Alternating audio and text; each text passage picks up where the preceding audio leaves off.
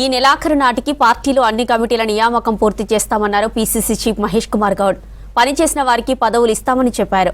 Teacher MLC ఎన్నికల్లో మిత్రపక్షాలకు మద్దతు ఉంటుందన్నారు. ఇక రోళ్లవాగు ప్రాజెక్టును బీఆర్ఎస్ పట్టించుకోలేదన్నారు ఎమ్మెల్సీ జీవన్ రెడ్డి. బీఆర్ఎస్ సర్కార్ కమిషన్ల కోసం రైతులను విస్మరించిందని విమర్శించారు విపడ్లూరి. ఇక సీఎంపై అనుచిత వ్యాఖ్యలు చేశారంటూ యాదాద్రి జిల్లా బీఆర్ఎస్ ఆఫీసుపై దాడి చేశారు యువజన కాంగ్రెస్ నేతలు.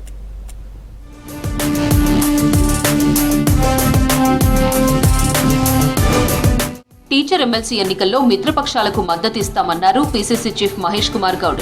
గ్రాడ్యుయేట్ ఎమ్మెల్సీ అభ్యర్థిని 2-3 రోజుల్లో ప్రకటిస్తామని చెప్పారు. దానం నాగేందర్ వ్యాఖ్యలను పరిశీలించి నిర్ణయం తీసుకుంటామన్నారు. వచ్చే 20 ఏళ్లను దృష్టిలో పెట్టుకుని పనిచేయాలని కేసీ వేణుగోపాల్ వార్నింగ్ ఇచ్చారని, అందరి రిపోర్టు కేసీ దగ్గర ఉందని చెప్పారు.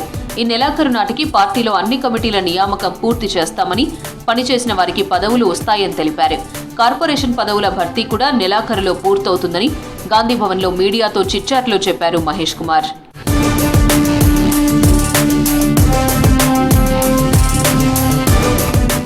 పదేళ్ల కేసీఆర్ పాలనలో రాష్ట్రం అన్ని విధాలా నష్టపోయిందన్నారు మహేష్ కుమార్. కాంగ్రెస్ అధికారంలోకి రావడంలో బీసీల పాత్ర కీలకమన్నారు. రవీంద్ర భారతిలో తొలితరం స్వాతంత్ర సమరయోధుడు వంటే ఓబన్న 218వ జయంతి కార్యక్రమంలో పాల్గొన్నారు మహేష్ కుమార్. కులగణన సర్వే 95% పూర్తయిందని తెలిపారు. ఇక బీసీలపై బీఆర్ఎస్ నేతలు కపట ప్రేమ చూపిస్తున్నారని విమర్శించారు పీసీసీ చీఫ్.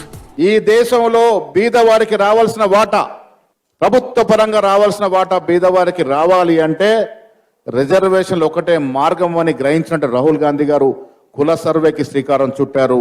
ఈ రాష్ట్రాన్ని పాలిస్తున్న ముఖ్యమంత్రి ఒక రెడ్డి ఎస్తుడై కూడా కుల సర్వేకి ఆదేశించినారు.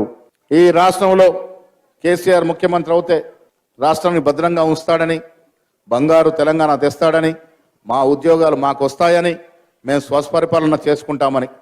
జరిగిందా మిత్రమా? 10 ఏళ్లుగా జరగలేదు. ఎందుకు జరగలేదు? కుటుంబ పాలన జరిగింది. అందుకే ప్రజలు ఈ దోపిడీ ఎక్కువైంది, ఇంకా కేసీఆర్ ఉంటే రాష్ట్రం నాశనమవుతుందనే కాంగ్రెస్ పార్టీ అధికారం తీసుకొచ్చినారు. బీఆర్ఎస్ పార్టీ రోళ్లవాగు ప్రాజెక్టును పట్టించుకోలేదన్నారు ఎమ్మెల్సీ జీవన్ రెడ్డి. గతంలో రోళ్లవాగు సాంకేతిక లోపంతో తెగిపోయి 100 ఎకరాల్లో భూములు కోతకు గురయ్యాయని చెప్పారు. ఈ సమస్యను పరిష్కరించేందుకు సీఎం రేవంత్, మంత్రి ఉత్తమ్ కృషి చేశారని చెప్పారు.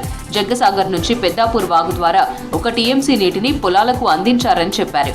బీఆర్ఎస్ ప్రభుత్వం కమిషన్లపై దృష్టి పెట్టి రైతులను విస్మరించిందన్నారు విప్ అడ్లూరి లక్ష్మణ్.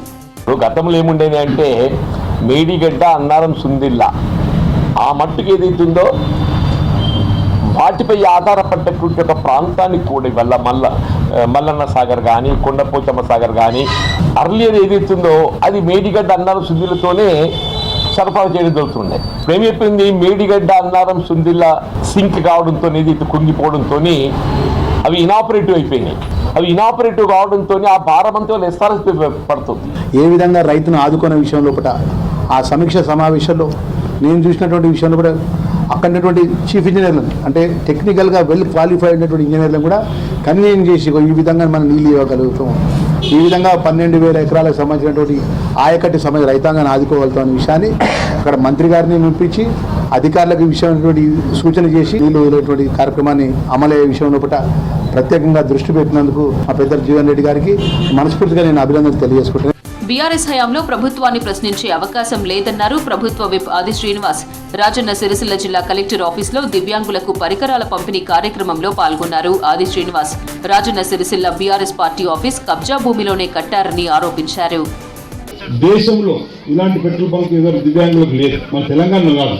మీరు గౌరవ మంత్రులకు కోరుతాను, ఎక్కడైనా వీలైతే ఇలాంటిది ఇతర ప్రాంతాల్లో మీరు దేశవ్యాప్తంగా నాయకులు ఉన్నారు కాబట్టి ఆయా జిల్లాల్లో ఇలాంటివి ఒక నిధులు ఉన్నట్టయితే అన్ని జిల్లా కేంద్రాలు పెట్రోల్ పంపును ప్రభుత్వ స్థలాల్లో నిర్మాణం చేసి దివ్యాంగులకు, వికలాంగులకు మరి వాళ్ళకి మనం ఇచ్చినట్టయితే వారు మనం మెయిన్ చేసిన వాళ్ళు అవుతాం. ముఖ్యమంత్రి రేవంత్ రెడ్డిపై అనుచిత వ్యాఖ్యలు చేశారంటూ యాదాద్రి భువనగిరి జిల్లా బీఆర్ఎస్ పార్టీ ఆఫీసుపై దాడి చేశారు యువజన కాంగ్రెస్ నాయకులు. కార్యాలయంలోకి దూసుకెళ్లి ఫర్నిచర్, అద్దాలను ధ్వంసం చేశారు. బీఆర్ఎస్ జిల్లా అధ్యక్షుడు కంచర్ల రామకృష్ణారెడ్డి, మాజీ ఎమ్మెల్యే పైల శేఖర్ రెడ్డి సీఎంను అవమానించేలా మాట్లాడారని ఫైర్ అయ్యారు.